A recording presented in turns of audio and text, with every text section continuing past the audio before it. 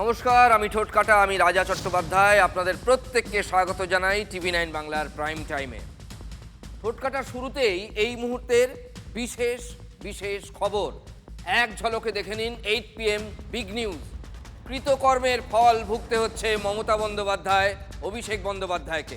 কৃতকর্মের ফল ভুগছেন মমতা বন্দ্যোপাধ্যায়, অভিষেক বন্দ্যোপাধ্যায়। উস্কানিমূলক মন্তব্যের অভিযোগে মমতা বন্দ্যোপাধ্যায়ের নামে সরাসরি এফআইআর। সরাসরি মমতা বন্দ্যোপাধ্যায়ের নামে এফআইআর। জামিন অযোগ্য ধারায় মমতা বন্দ্যোপাধ্যায়ের নামে এফআইআর দায়ের করা হয়েছে। মমতার বিশ্ববঙ্গ বাণিজ্য সম্মেলনে টাকার নয় ছয়, ইডিকে দিয়ে তদন্তের ইঙ্গিত দিলেন বর্তমান মুখ্যমন্ত্রী। অভিষেকের ডিজে মন্তব্যের তদন্তেও তেড়ে ফুড়ে নেমে পড়েছে ময়দানে সিআইডি। সমন নিয়ে আজ আবার, সমন বলতে নোটিশ, তলবের সমন বা তলবের নোটিশ নিয়ে আজ আবার অভিষেক বন্দ্যোপাধ্যায়ের বাড়িতে পৌঁছে যায় সিআইডির দল। পরপর 3 দিন 3টি মামলার তদন্তে হাজিরার নির্দেশ অভিষেক বন্দ্যোপাধ্যায়কে। এবার মমতায় ফিরি। ধর্মতলায় তৃণমূলের ধর্নায় মমতা বন্দ্যোপাধ্যায়ের সেই মারাত্মক মন্তব্য নিশ্চয় আপনারা ভোলেননি। তার রেশ এত সহজে মিলিয়ে যাওয়ার কথা ছিল না, ঠিক তাই হয়েছে। তার রেশ ধরেই এখন সেই এফআইআর। আমরা আছি বলে না আপনারা সবাই ভালো আছেন, আর যদি আমরা না থাকি কোনোদিন সেরকম আসে 1 সেকেন্ড লাগবে। একটা কমিউনিটি যখন জোট বাঁধে না, ঘিরে ফেললে 1 সেকেন্ডে দেবে একদম 12টা বাজিয়ে। যদি নিজেদের 13টা বাজাতে না চান, বিজেপির অপপ্রচারে কেউ ভুল বুঝবেন না। দেখুন, এই কথা এখন বলতে কোনো দ্বিধা নেই যে মমতা বন্দ্যোপাধ্যায়ের পার্টিকুলারলি এই মন্তব্যটি ভবিষ্যতে ভোটের চেহারাটা কি হতে চলেছে, অর্থাৎ ভোটের আগে মন্তব্য করেছিলেন, ইভিএম এর চেহারাটা কি হতে চলেছে অনেকেই কিন্তু বুঝতে পেরেছিলেন। রেজাল্টকে নির্ধারণ করে দিয়েছিল এই মন্তব্য অনেকাংশে। শুধু এটার জন্যই তৃণমূল হেরেছে এমন দাবি করছি না, কিন্তু যে কারণগুলোর জন্য তৃণমূল হেরেছে এটাও সম্ভবত তার মধ্যে অন্যতম বড় কারণ। হিন্দু ভোট সেটা একজোট হয়ে যাবে, যেভাবে গোটা পশ্চিমবঙ্গে কোনো খালে যা হয়নি এবার ঠিক তাই হয়েছে, এবং সুবিধাটা পেয়ে গিয়েছিল বিজেপি। ফলে ঘুরিয়ে মমতা বন্দ্যোপাধ্যায় কৃতিত্ব দাবি করতেই পারেন তার ওই মন্তব্যের জন্য। কারণ তার মন্তব্যে গোটা হিন্দু সমাজ, আর শুধু হিন্দু সমাজ বলবো কেন, শিক্ষিত, যারা একাডেমিক্যালি খুব শিক্ষিত নন, তারাও সর্বশ্রেণীর মানুষের এই রকম একটা কাণ্ডজ্ঞানহীন মন্তব্য অত্যন্ত খারাপ লেগেছিল। কারণ এই মন্তব্যটার খুব ক্ষতিকর ইফেক্ট আছে, যদিও সেটা সামলানো গেছে। জুনের শুরুতে বীরভূমের বোলপুর থানায় মমতা বন্দ্যোপাধ্যায়ের নামে অভিযোগ দায়ের হয়েছিল, কিন্তু সেদিন শুধু জিডি হয়েছিল, জেনারেল ডায়েরি। আজ একেবারে সরাসরি এফআইআর দায়ের হয়ে গেল প্রাক্তন মুখ্যমন্ত্রীর নামে। কলকাতার হেয়ার স্ট্রিট থানায় অভিযোগ দায়ের করেছেন এক ব্যবসায়ী। উস্কানি দেওয়ার অভিযোগে মমতার নামে এফআইআর হয়েছে, ওই ব্যবসায়ী এফআইআর দায়ের করেছেন। প্রাক্তন মুখ্যমন্ত্রীর নামে ভারতীয় ন্যায় সংহিতার 3টি ধারায় মামলা হয়েছে। 2 সম্প্রদায়ের মধ্যে, অবশ্যই রিলিজিয়াস গ্রুপ, 2 ধর্মীয় সম্প্রদায়ের মধ্যে শত্রুতা তৈরি করার চেষ্টা করার অভিযোগ। জামিন অযোগ্য ধারায় দোষ যদি প্রমাণ হয় তাহলে 3 বছরের সাজা হতে পারে মমতা বন্দ্যোপাধ্যায়। এই ধরনের মন্তব্যের বিরুদ্ধে কেউ যদি এফআইআর করতে চায় এফআইআর করবে, এটা তো স্বাভাবিক। পুলিশ কোর্স অফ ল অনুসারে অ্যাকশন নেবে। মমতা বন্দ্যোপাধ্যায়ের ওই বক্তব্যটি অত্যন্ত নিম্নরুচির ছিল বলে আমার মনে হয়েছে। এমনকি পরবর্তী সময় তৃণমূল কংগ্রেসেরও অনেক নেতৃত্ব বলেছে এই বক্তব্যের জন্য তৃণমূল কংগ্রেসেরও ক্ষতি হয়েছে। খুব অদ্ভুত হিড়িক চালু হয়েছে যে কোনো জায়গায় একটা করে আগে এফআইআর করা হচ্ছে, তারপরেই একটা ভয়ঙ্কর পুলিশি অ্যাকশন বা ইত্যাদি ইত্যাদি। বিজেপি নেতারা কম খারাপ কথা বলেছেন? কুণাল বাবুরা এখন এইসব কথা বলছেন। আপনারা মুকুল রায়ের বিরুদ্ধে কটা মামলা ঠুকেছিলেন? 46টা 47টা মামলা ঠুকেছিলেন সেই সময়। আসলে আপনারা আপনাদের রেজিমটা ভুলে গেছেন। মামলায় মামলায় আপনারা নিজেদের নেতারাই যখন বিক্ষুব্ধ হতো নাস্তানাবুদ করে ছাড়তেন। মঙ্গলবারই মমতার ঠিকানায় হাজির হয়েছিল সিআইডি। আমরা আপনাদের দেখিয়েছিলাম মমতার উঠোনে দাঁড়িয়ে সিআইডি গোয়েন্দারা তবে সেদিন কিন্তু 30-এর বি হরিশ চ্যাটার্জি স্ট্রিটে তৃণমূলের পার্টি অফিসে গিয়েছিল সিআইডি বিধানসভার সই জালিয়াতি মামলার তদন্ত করতে। এবার কি মমতা বন্দ্যোপাধ্যায়কে নোটিশ ধরাতে কালীঘাটের ঠিকানায় পৌঁছে যাবে পুলিশ? শুভেন্দু অধিকারী তো মনে হচ্ছে বেশ কড়া এবং কঠোর অবস্থান নিচ্ছেন। আজ নিজেই তিনি ইঙ্গিত দিয়েছেন মমতার অন্য একটি প্রসঙ্গে অবশ্য, যে মমতার সাধের যে শিল্প সম্মেলন বিজিবিএস, এই যে বিশ্ববঙ্গ বাণিজ্য শিল্প সম্মেলন যেটা হতো বারবার হয়েছে, সেটা তাতে নাকি সরকারি টাকার শ্রাদ্ধ তো হয়েইছে এবং নয়ছয়ও হয়েছে, এটা শুভেন্দু বাবুর দাবি। এবং তিনি বলছেন এটা তদন্ত করাবেন।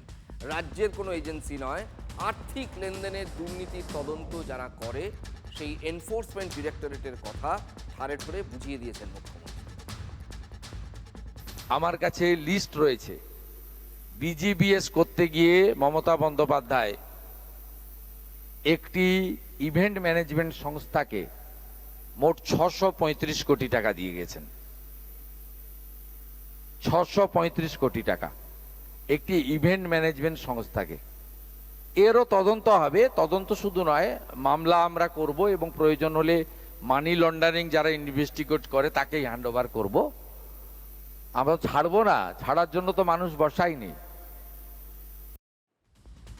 দেখুন, রাজনীতি না একটা চলন্ত ধারা বা প্রবাহের মতো। এখানে কোনো একটি পক্ষ সরকারে বা শাসক দলে সরকারে থাকার সময়, ক্ষমতায় থাকার সময় সে যে ধরনের সংস্কৃতির বীজ বুনবে তার এফেক্ট কিন্তু আছেই, এবং সেটা লং টার্মে। এখন তৃণমূল এইটা বুঝতে পারছে। এই যে মামলায় মামলায় জর্জরিত করে দেওয়ার কৌশল, এটা তো আপনাদের চালু করা। প্রশ্ন একটাই, তদন্তের মই কতদূর পর্যন্ত উঠবে এবার? একদম মমতা বন্দ্যোপাধ্যায় পর্যন্ত, নাকি শিল্প দপ্তরের তৎকালীন যারা কর্তা ছিলেন, আমলা ছিলেন, অফিসার ছিলেন সেই পর্যন্ত? তবে একটা বিষয় কিন্তু স্পষ্ট, অভিষেক বন্দ্যোপাধ্যায়কে নিয়ে বর্তমান প্রশাসনের অবস্থান একদম ক্লিয়ার, সোজা সাপটা। গতকালই সই জালিয়াতি মামলায় সিআইডি অফিসে হাজিরা দিয়েছেন অভিষেক বন্দ্যোপাধ্যায়। 5.5 ঘন্টার বেশি সময় জিজ্ঞাসাবাদের পর বাড়ি ফিরেছেন গভীর রাতে। আজ বিকেলেই আবার অভিষেক বন্দ্যোপাধ্যায়ের কালীঘাটের বাড়িতে হাজির সিআইডি, নতুন মামলার সমন হাতে। মমতার মতো অভিষেকের বিরুদ্ধেও উস্কানি দেওয়ার অভিযোগ। যেখানে যেখানে এরা বেশি লাফালাফি করবে, শান্তি সম্প্রীতি শৃঙ্খলা বজায় রেখে এবার রবীন্দ্রসঙ্গীতের সাথে একটু ডিজেও বাজবে।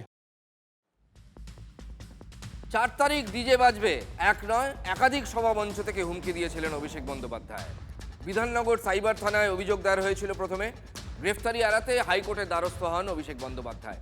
আপাতত গ্রেফতারির রক্ষা কবচ থাকলেও, মানে এই কেসটাতে বলছি, জিজ্ঞাসাবাদে বাধা নেই। কালই বিধাননগর সাইবার থানার হাত থেকে তদন্তভার নিজেদের হাতে নিয়েছে সিআইডি এই ডিজে মন্তব্য নিয়ে। অতঃপর সেই মামলায় আবার অভিষেকের দরজায় কড়া নাড়ছে সিআইডি, কিন্তু সেখানেও আজ এক প্রস্থ নাটক হয়ে গেল। কেন? কারণ সিআইডি পৌঁছানোর একটু আগেই তার ওই কালো গাড়িটি নিয়ে অভিষেক বন্দ্যোপাধ্যায় পৌঁছে যান ওই 100-150 মিটার দূরে 30-এর বি হরিশ চ্যাটার্জি স্ট্রিট মমতা বন্দ্যোপাধ্যায়ের বাড়িতে। দলীয় বৈঠকের অছিলায় অভিষেক বাড়িতে ফেরেননি প্রায় ঘন্টা দুয়েক। দীর্ঘক্ষণ পর ফিরে যায় সিআইডি। 2.5 ঘন্টা পর অভিষেক ফিরলে আবার সিআইডি টিম চলে আসে। তার মধ্যে কিন্তু অভিষেক বন্দ্যোপাধ্যায় মমতা বন্দ্যোপাধ্যায়ের বাড়ি থেকে বেরিয়ে একটা ছোটোখাটো প্রেস কনফারেন্সও করে ফেলেছেন। খুব ছোটোখাটোও নয়, সাংবাদিকদের সঙ্গে কথা বলেছেন। অন্য একজনের হাত দিয়ে নোটিশ গ্রহণ করেন অভিষেক বন্দ্যোপাধ্যায়। 16ই জুন হাজিরা দিতে হবে অভিষেককে। মামলার চাপে বিরক্ত অভিষেক শেষমেশ সংবাদ মাধ্যমকে এক প্রস্থ সাংবাদিকতার পাঠ দিলেন। শুনুন। আমি মিডিয়ার বন্ধুদের বলবো, কোনো স্পেকুলেশন, কোনো আলোচনা না করে যদি কেউ ভুল তথ্য পরিবেশন করেন, আমরা কিন্তু বাধ্য হব হাইকোর্ট সুপ্রিম কোর্ট অব্দি যেতে পৌঁছাতে। যুগে যুগে কালে কালে সোর্সেস সেট বলে খবর হয়ে আসছে। আপনি কি সেটাও বদলে ফেলতে চাইছেন? পারবেন আপনি? কি বলবেন একে? দম্ভ। অভিষেক বাবুর দম্ভই তৃণমূলের পতনের কারণ বলে চলেছেন এক সে এক তৃণমূল নেতা, একদম বর্ষিয়ান তৃণমূল নেতারা বেশি করে, সব বয়সের নেতারাই বলছেন।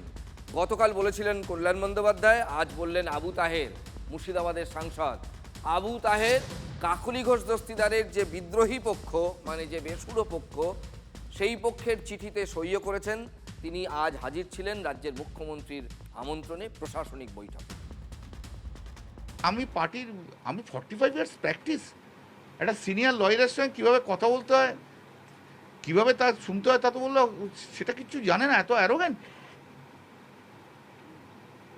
অ্যারোগেন্সের কি আছে?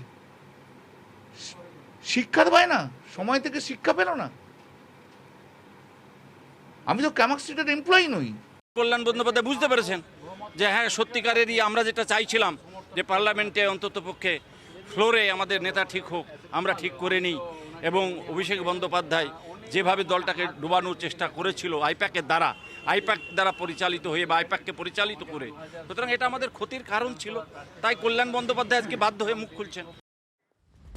তৃণমূলের নেতারা এবং যারা সমালোচক তারা বলছেন অন্ধ স্নেহ, ভাইপোর প্রতি অন্ধ স্নেহ দেখাতে গিয়েই ডুবছেন মমতা বন্দ্যোপাধ্যায়। হারের ময়নাতদন্ত করে এই রিপোর্টই দিচ্ছেন তৃণমূলের প্রবীণ নেতারা, যারা একেবারে গোড়ার দিন থেকে মমতার সঙ্গে ছিলেন। যেমন ধরুন অনুব্রত মণ্ডল, আইপ্যাকের ওপর তিনিও এবার ক্ষোভ উগরে দিয়ে কেষ্টমণ্ডল বলে দিয়েছেন, সম্মান পেলে দলে আছি, নইলে চুপ করে বসে যাব, দল করব না।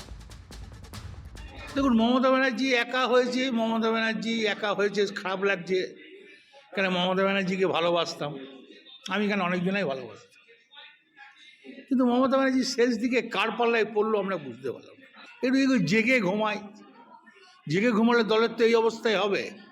আজ ভরা ডুবি হলো আইপ্যাক, মিসগাইড করলো আইপ্যাক, দুনিয়ার লোকের কাছ থেকে টাকা তুললো আইপ্যাক। যেমন এবারে যেমন আমাকে ভোটের দায়িত্ব দেয়নি, তাহলে আমার একবারই আমার ভোট করতে যাওয়ার দরকার কি আছে? জেল থেকে আসার পর তো রাজনীতি করা বন্ধ করে দিয়েছিল। এ তো আমি দিদিকেও জানে, সবাই জানে রাজনীতি করা বন্ধ করে দিয়েছে। তখন তো অন্যজনের হাতে ঘি খেয়েছে, আমার হাতে ঘি খায় নাই। আমার খুব অবাক লাগে এই যে টাকা তুললো আইপ্যাক, পরিচালনায় অভিষেক বন্দ্যোপাধ্যায়, তা অভিষেক বাবুরা কি ভাবের ঘরে চুরি করেন? আরে মশাই, এই কথাগুলো কি বাইরের দলের লোক বলছে? এ তো আপনার জানেন নেতার তালেবন নেতা তারাই বলছেন। সুতরাং আপনারা অ্যাডমিট করেন না কেন?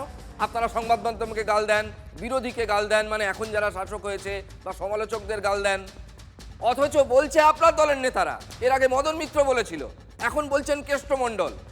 দিজ আর এভিডেন্সেস এনাফ যে তৃণমূল টাকা তুলেছিল, আইপ্যাক টাকা তুলেছিল। দিকে দিকে বিদ্রোহ। দিদি যাকে বীরের সম্মান দিতে বলেছিলেন, অনুব্রত মণ্ডলী ক্ষোভ গোপন করছেন না। তাকেই দিদি বলেছিলেন, বাঘের বাচ্চা বলেছিলেন, সিংহ বিক্রম বলেছিলেন ববি হাকিম। মনে আছে আপনাদের? সঙ্গীতা রায়ের মতো নতুন বিধায়কদের তো সেই নারীর টানই নেই দলের প্রতি। মমতার অমানবিকতা নিয়ে এখন সোচ্চার সঙ্গীতা, সিতাইয়ের বিধায়ক, কোচবিহারের সাংসদ জগদীশ বসুনিয়ার স্ত্রী। শুনুন তিনি কি বলছেন। আমার সব থেকে মনে কষ্ট হয়েছিল কাউন্টিংয়ের দিন। আমার এমপিকে, মানে আমার হাজব্যান্ডকে, কোনো রকম একজনের ফোন পেয়ে তাকে বললাম যে তুমি অভিষেক ব্যানার্জিকে বলো, মমতা ব্যানার্জিকে বলো, সবাইকে বলো যেন আমাকে এখান থেকে ছাড়িয়ে নিয়ে যায়। এতবার ওদেরকে ফোন করলো, কিন্তু একটা ফোনেরও উত্তর দিল না। জানিয়েছিলাম যে আমার ছেলের এরকম স্টোন হয়েছে, আমি দিল্লি নিয়ে যাব। দিদি মমতা ব্যানার্জি তার অফিসে যাওয়ার জন্যে তার লোকজনকে দিয়ে আমাকে বলছে, কিন্তু উনি তো একজন মা, আমিও একজন মা, এই কথাটা বলেননি যে তোমার ছেলে কেমন আছে, কি হয়েছে তোমার ছেলে কেমন আছে। গ্রেফতারির আশঙ্কা করছেন ইন্দ্রনীল সেন। হাইকোর্টে আগাম জামিন চেয়ে আবেদন জানিয়েছেন রাজ্যের প্রাক্তন মন্ত্রী ইন্দ্রনীল সেন। দুর্গাপুজোর প্রিভিউ শোর নামে প্রতারণার মামলায় বিপাকে ইন্দ্রনীল। কোটি কোটি টাকার দুর্নীতির অভিযোগে বউবাজার থানায় এফআইআর করেন জয়দীপ মুখোপাধ্যায়। আগাম জামিন চেয়ে বিচারপতি জয় সেনগুপ্তর বেঞ্চে মামলা করেছেন তিনি। 17 তারিখ রায় জানাবে হাইকোর্ট। বিধানসভায় সই জালিয়াতি সংক্রান্ত মামলার তদন্তে এবার বিধায়ক মদন মিত্রর বাড়িতে সিআইডি। কামারহাটির তৃণমূল বিধায়কের বাড়িতে গিয়ে নোটিশ দিল সিআইডি। মদন মিত্রকে তদন্তে সহযোগিতা করতে বলা হয়েছে বলে মদন মিত্র জানিয়েছেন। সিআইডির অফিসাররা বলেছেন যে তদন্তে সহযোগিতা করতে হবে। আমার বাড়িতে সকালবেলা সিআইডি আসছিল, এই যে কেসটা হয়েছে, এই কেসে এই ব্যাপারটায় আমাকে কোঅপারেট করতে বলা হয়েছে। না আমায় জিজ্ঞেস করেছে যে আপনার এটা আপনার সই কিনা, এই আপনার সই কিনা না, আপনি এই নোটিশটা খালি রিসিভ করে নিন। আমি রিসিভ করলাম। না আমাকে একটা নোটিশ দিয়ে চলে যাচ্ছে, 1.5 মিনিট ছিল।